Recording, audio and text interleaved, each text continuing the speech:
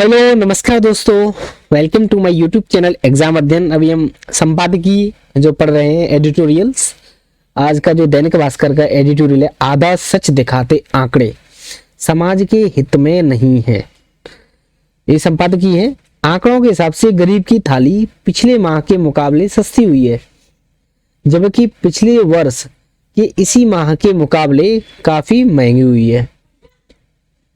महंगी सब्जियां, खासकर प्याज, टमाटर, लहसुन, हरी सब्जियां और दाल आम लोगों पर भारी पड़ रही हैं। एसबीआई की ताजा रिपोर्ट कहती है कि गरीब अमीर की खाई कम हुई है। 20% छोटे उद्योग बड़े उद्योग बन गए हैं और 8 वर्षों में 36.3% करदाता निम्न से उच्च आय वर्ग में आ गए हैं। कितने? 36.3% करदाता, यानी देश में सब कुछ हरा है। लेकिन उसी के वर्ष सरकार ने संसद को बताया है कि पिछले 3 वर्षों में एमएसएमई जो सेक्टर है उसकी 25,000 यूनिट्स बंद हुई हैं, जिसमें लगभग आधी वर्ष 23 में बंद हुई है। CMIE के आंकड़े बताते हैं कि पिछले 3 माह में शहरों में 12 लाख रोजगार घटे और 25 लाख रोजगार बढ़े हैं। वैसे भी हर साल काम करने की आयु 15 साल से ऊपर वाले 1.6 करोड़ नए लोग जुड़ जाते हैं और बेरोजगार की दर ज्यादा बनी रहना एक बड़े आर्थिक खतरे का संकेत है। प्रोटीन के लिए दाल और अन्य पोषक तत्वों के लिए सब्जियां गरीबों का मुख्य भोजन होता है, जिनके भाव लगातार आसमान बढ़ते रहे हैं। सरकार के हिमायती बताते हैं कि 2 पहिया वाहनों की खरीद में कमी से यह नहीं मानना चाहिए कि निम्न वर्ग संकट में है, बल्कि कारों की बिक्री में वृद्धि यह संकेत देती है कि समृद्धि के कारण लोगों का रुझान 2 पहिया से 4 पहिया की ओर हो रहा है। वे शायद भूल रहे हैं कि कुपोषण की भयानक स्थिति के आंकड़े सरकारी NFHS के हैं। अगर पिज्जा खाने वाले बड़े हैं तो उस देश की समग्र खुशहाली मानना भारी भूल होगी। फिर जिस देश में 45 से 50 करोड़ काम की आयु के लोग कम मजदूरी वाले कृषि क्षेत्र में हैं, तो वहां सब कुछ हरा दर्शाना दृष्टि भ्रम ही कहा जाएगा। नई पीढ़ी व हमारे वर्क कल्चर को बदल रही है। हर्ष गोयनका RPG ग्रुप के चेयरमैन है। इनके द्वारा लिखा गया संपादकीय है। भारत की वर्क फोर्स का परिदृश्य एक गतिशील बदलाव के दौर से गुजर रहा है, जो जनरेशन जेड के आगमन से शुरू हुआ है। यह पीढ़ी सफलता और पेशेवर संतुष्टि के पारंपरिक मानदंडों को बदल रही है। हमने जानने की कोशिश की है कि जीवंत और विविधतापूर्ण समूह को कहां से ऊर्जा मिलती है। हमें इसके कुछ जवाब भर्ती प्रक्रिया के दौरान इस पीढ़ी से प्राप्त हुई दिलचस्प प्रक्रियाओं से मिले हैं।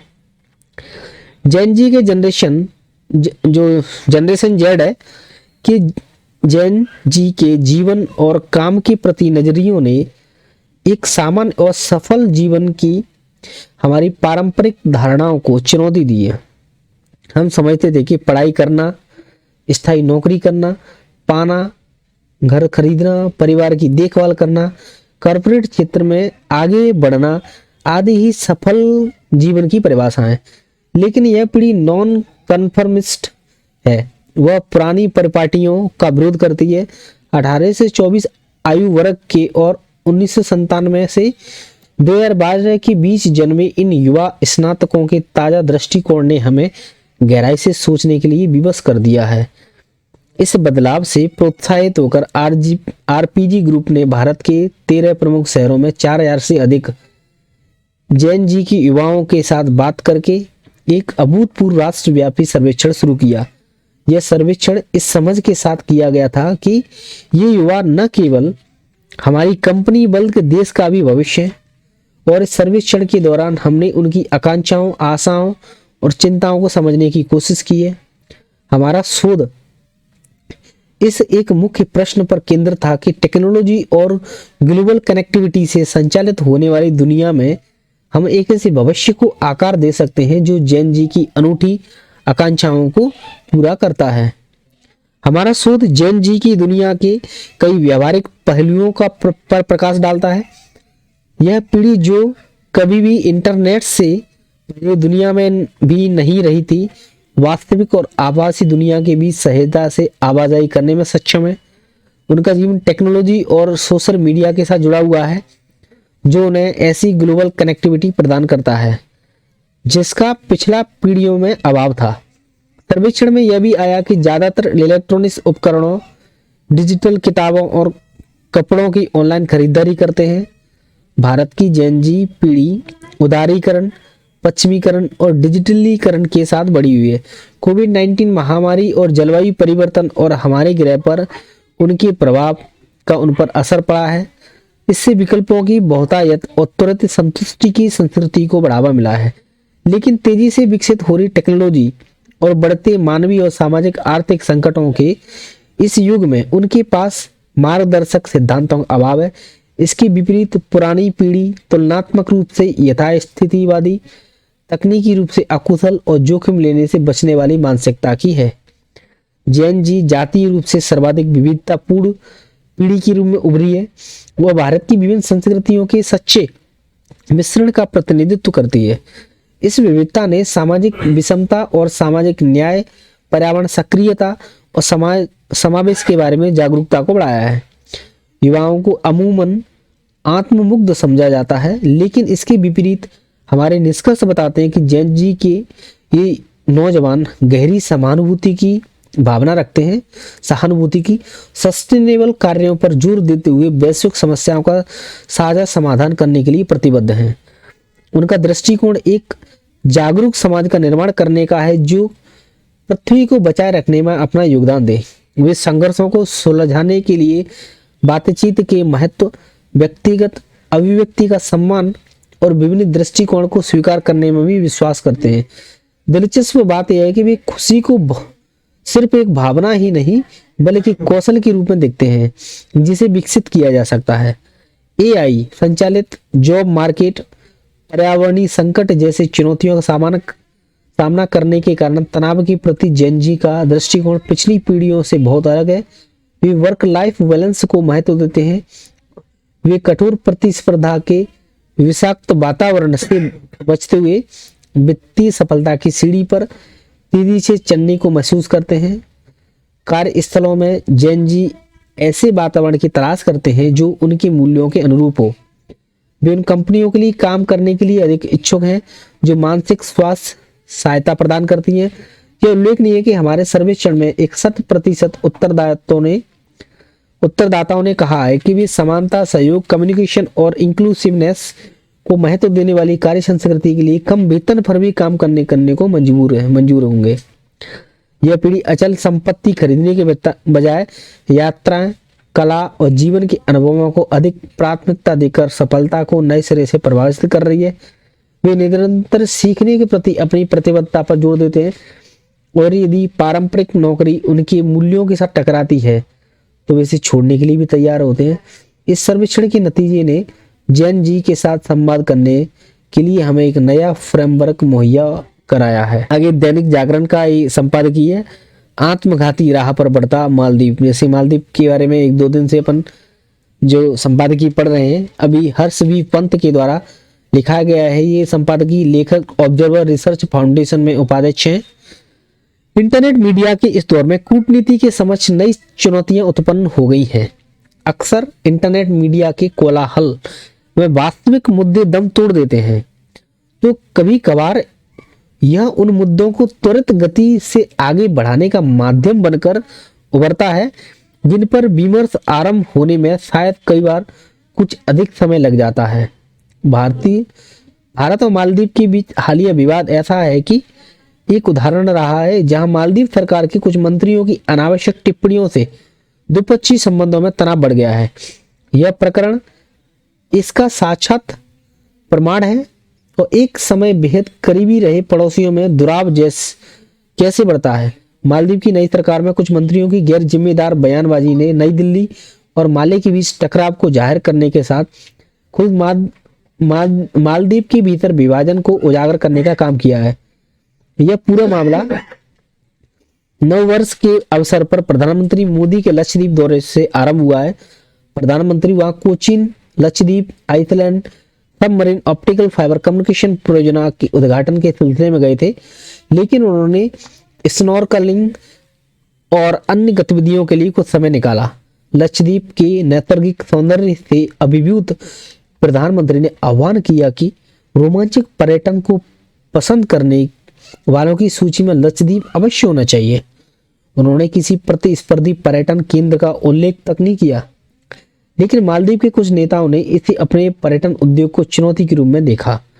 इससे उपजी खींच के चलते प्रधानमंत्री मोदी और भारतीयों के प्रति अपमानजनक बयानबाजी करने लगे। इसके बाद कूटनीतिक गलियारों में तलवार खींचने लगी।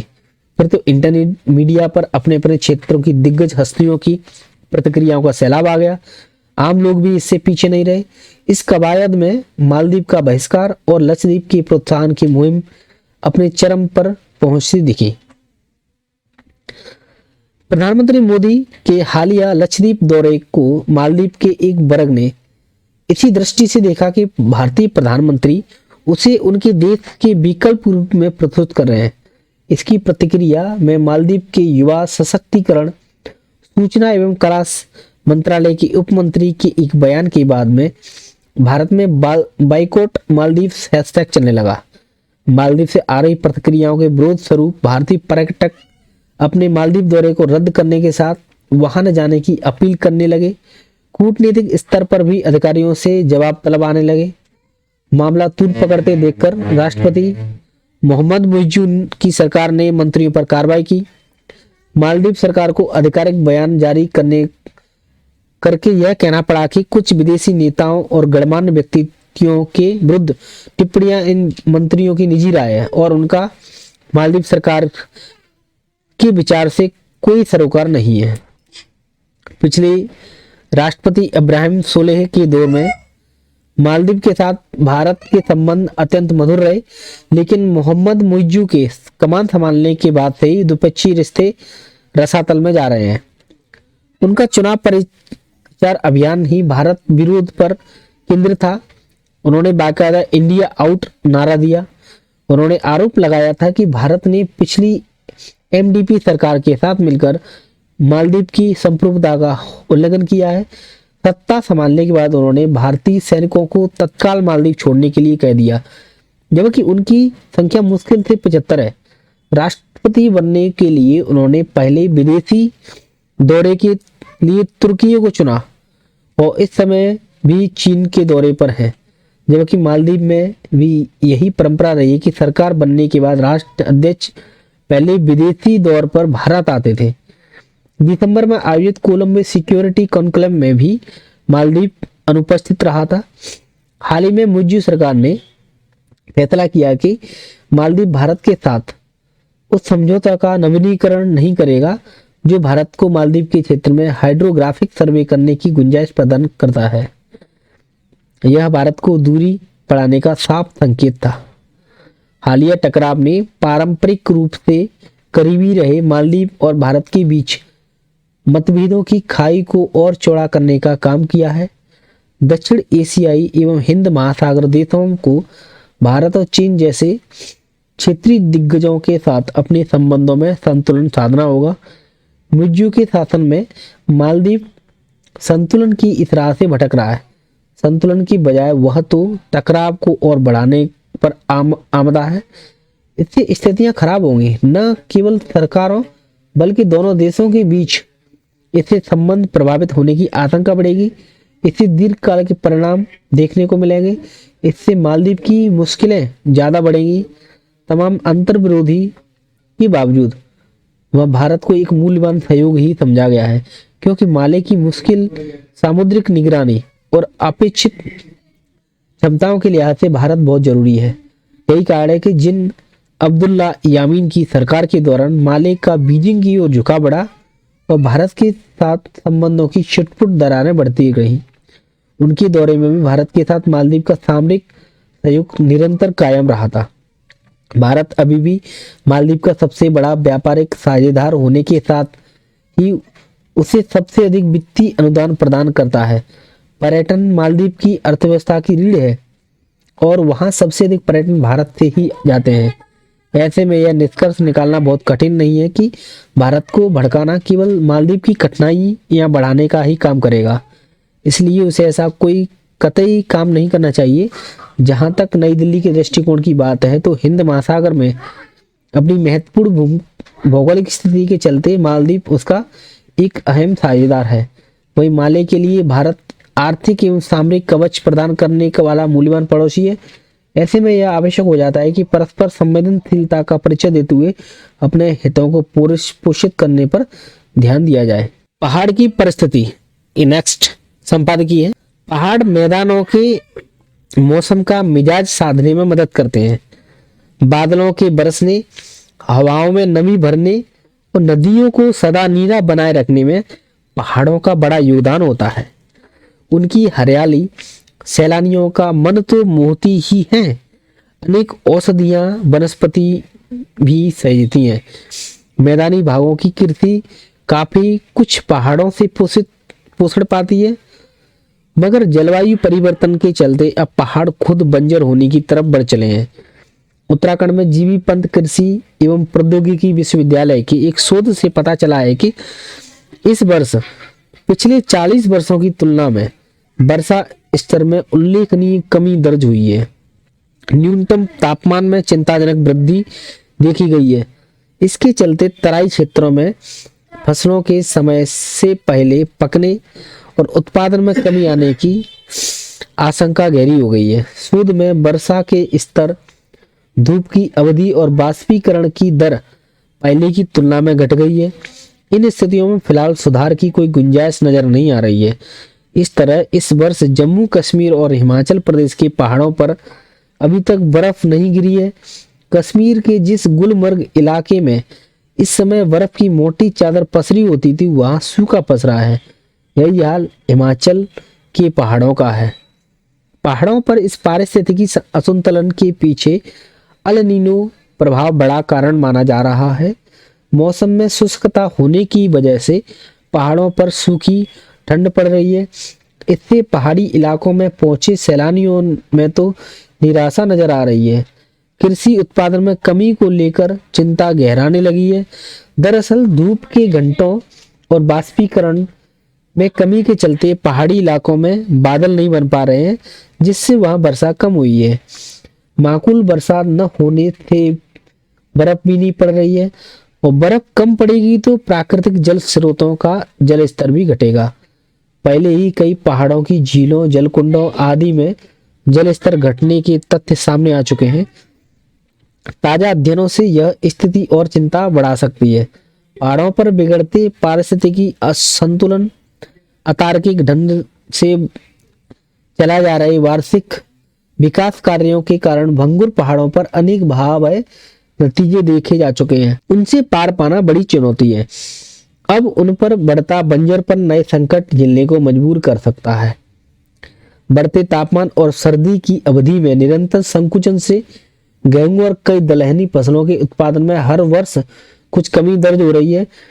अनियमित और असंतुलित वर्षा के कारण धान और तिलहनी फसलों का उत्पादन भी घट रहा है।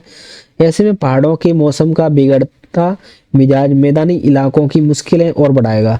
मगर विडंबना है कि रोज रोज उठ खड़े हो रहे संकटों और उनकी वजहों की जानकारी प्रकट होने के बावजूद अपेक्षित जागरूकता कहीं नजर नहीं आती। पहाड़ों और वनों की कटाई, औद्योगिक विकास के नाम पर पारिस्थितिकी के लिहाज से संवेदनशील इलाकों में निर्माण कार्यों को छूट दी जा रही है। विचित्र है कि सर्वोच्च न्यायालय को कहना पड़ा कि पर्यावरण विभाग की इजाजत के बगैर कहीं भी विकास परियोजना को मंजूरी नहीं दी जा सकती।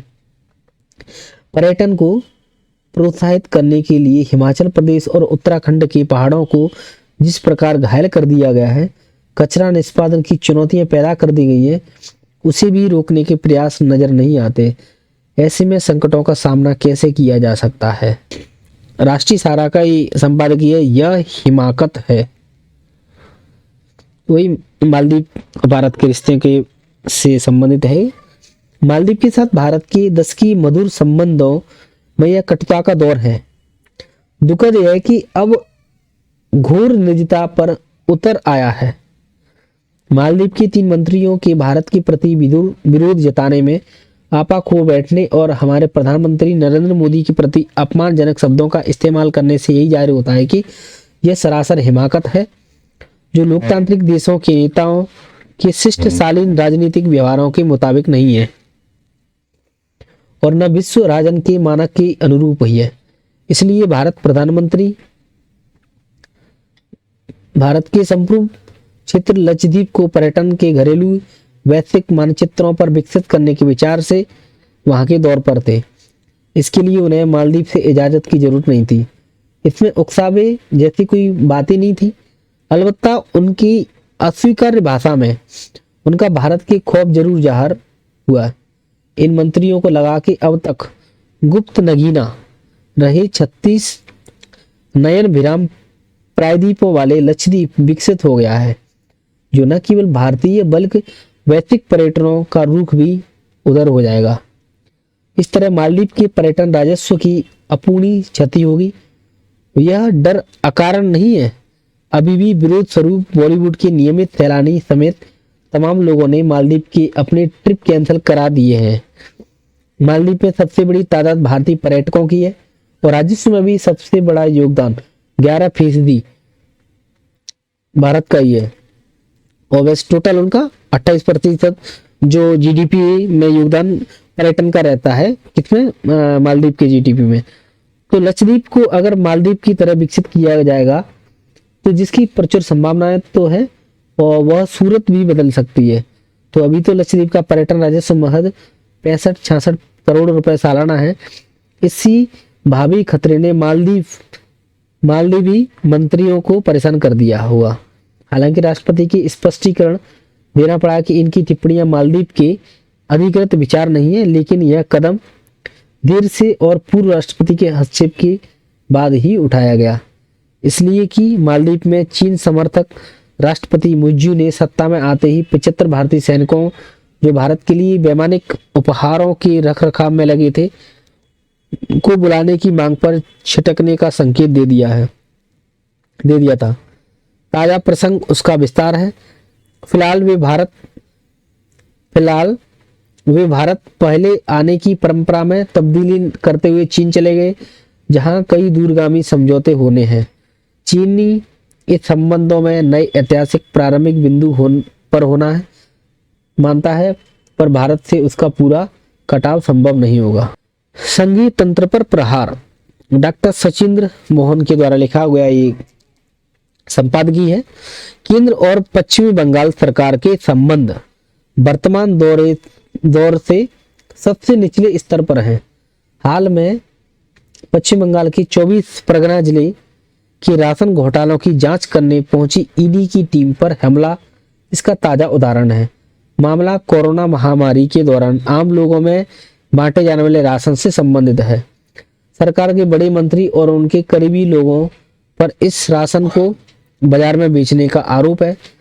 इन्हीं आरोपितों में से एक तृणमूल के नेता शाहजहां शेख के घर ईडी की टीम ने रेड मारने पहुंची थी, तभी उस पर बड़ा हमला किया गया। जानकारी के अनुसार तृणमूल नेता के 200 से अधिक समर्थकों ने ईडी अधिकारियों जवानों को घेर लिया और पीट कर उनको घायल भी कर दिया था। हमले के दृश्यों से साफ देखा जा सकता है कि यह हमला बहुत सुनियोजित था। सरकारी की तंत्र के असहयोग की बात भी बार बार सुनाई दे रही है, क्योंकि जिले के पुलिस कप्तान से भी ईडी की टीम को कोई सहायता नहीं मिल पाई। प्रथम दृष्टया तो यह मालूम कानून व्यवस्था का है। पश्चिम बंगाल सरकार अपने राज्य में यदि केंद्रीय कर्मियों की सुरक्षा व्यवस्था को नहीं संभाल सकती तो जनता की क्या सुरक्षा कर पाएगी? यह एक महत्वपूर्ण एवं विचारणीय प्रश्न है, लेकिन परिस्थिति यहाँ केवल इतनी भर नहीं है कि क्योंकि घोटाले के आरोपी और हमलावर दोनों तृणमूल से जुड़े हैं, तो वह कहीं न कहीं स्वाभाविक रूप से यह प्रश्न भी उठता है कि इसमें सरकारी तंत्र की मिलीभगत तो नहीं है। पश्चिमी बंगाल में सत्तारूढ़ दल और उनके कार्यकर्ताओं को सर्वाधिक महत्वपूर्ण रूप से यह समझने की जरूरत है कि दलों की आपसी लड़ाई में देश के ताने बाने पर आंच नहीं आना चाहिए। तृणमूल पूर्व में केंद्र सरकार का हिस्सा रह चुकी है और पूर्व में जब उनकी पार्टी वाम दलों का हिस्सा का शिकार होती थी तो तृणमूल सुप्रीमो पूरे देश में इसका रोना रोती थी। आज जब पश्चिम बंगाल में उनका शासन है तो वे वाम दलों के नक्शे कदम पर चल रही हैं। अगर उन्हें लगता है कि केंद्र सरकार उनको बदनाम करने की साजिश कर रही है तो उनकी पार्टी के लोग बेकसूर हैं, तो अदालत का शरण में जाना चाहिए। कायदे से उन्हें तो ईडी की सहायता करनी चाहिए थी, जिससे उनका दामन दूध का दूध और पानी का पानी की तरह साफ हो जाता।